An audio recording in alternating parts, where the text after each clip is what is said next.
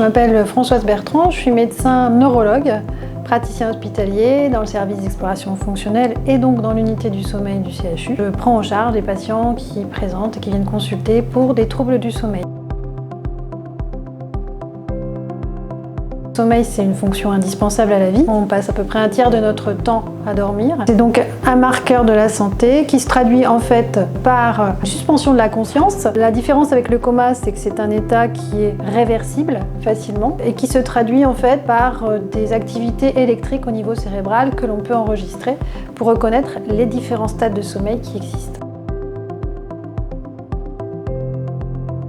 Selon qu'on parle du sommeil lent ou du sommeil paradoxal, qui sont les deux formes principales de sommeil, on va plutôt se rendre compte qu'il a des effets indispensables pour la régulation de certaines fonctions. Par exemple, pour le sommeil lent, ce sont surtout pour des effets plutôt sur les aspects physiques et physiologiques, par exemple la récupération tissulaire. La sécrétion de l'hormone de croissance se fait pendant le sommeil lent profond. Le sommeil également lent intervient beaucoup dans la régulation du métabolisme, notamment du métabolisme énergétique, donc ce qui explique aussi les relations qui existent entre sommeil, prise de poids, obésité, etc. Dans la régulation aussi de la pression artérielle, du système immunitaire, il renforce les défenses immunitaires. Le sommeil paradoxal, il a des effets plutôt sur le plan psychologique et psychique, avec la consolidation des souvenirs, l'oubli des informations inutiles, et puis aussi la régulation de l'humeur et également la créativité. Donc énormément de fonctions qui sont indispensables et qui, si le sommeil n'est pas de qualité, peuvent être altérées.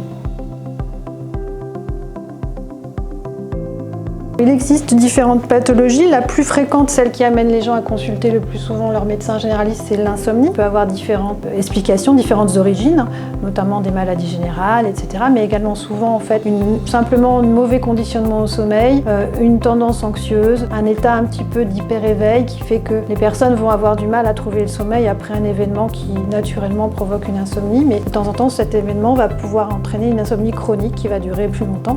Dans l'unité de sommeil, on voit ces patients-là, mais on voit également beaucoup de patients qui présentent des troubles respiratoires au cours du sommeil, les syndromes d'apnée, qui vont entraîner souvent le besoin d'enregistrer le sommeil de ces patients pour proposer ensuite des traitements. Et également d'autres pathologies un peu plus rares, comme ce qu'on appelle les hypersomnies, parmi lesquelles par exemple la narcolepsie. Et puis enfin également des troubles comme les mouvements périodiques de jambes au cours du sommeil et le groupe des parasomnies, par exemple le somnambulisme.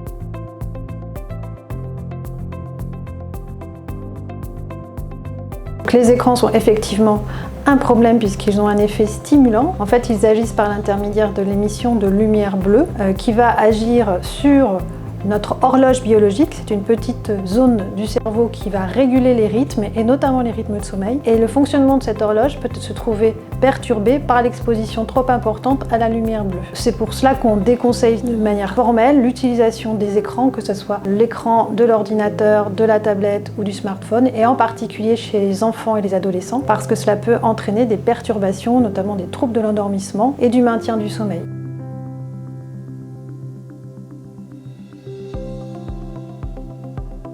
Ce sont des habitudes qu'il faut prendre, ou du moins des habitudes qu'il faut éviter de prendre parfois. La première chose à connaître, c'est connaître son propre besoin de sommeil, savoir de combien d'heures de sommeil on a besoin, parce qu'il faut en fait respecter ce besoin. Avoir une activité, si possible physique, en journée et pas trop tard le soir. D'éviter des repas trop riches en soirée, justement. Éviter bien sûr la consommation de toutes les substances excitantes, le tabac, qui peut aussi avoir un effet excitant. L'alcool, on peut imaginer qu'il facilite l'endormissement, mais en réalité, il donne un sommeil qui est fragmenté, de mauvaise qualité. Un environnement de sommeil propice, ça c'est quelque chose que tout le monde sait plus ou moins, mais qu'il faut toujours rappeler. Limiter le temps qu'on passe dans son lit sans dormir, que ce soit avant l'endormissement ou au cours de la nuit. Si on est réveillé, il ne faut pas rester trop longtemps dans son lit. Tous ces éléments peuvent favoriser un bon sommeil et il faut savoir les respecter et y penser régulièrement.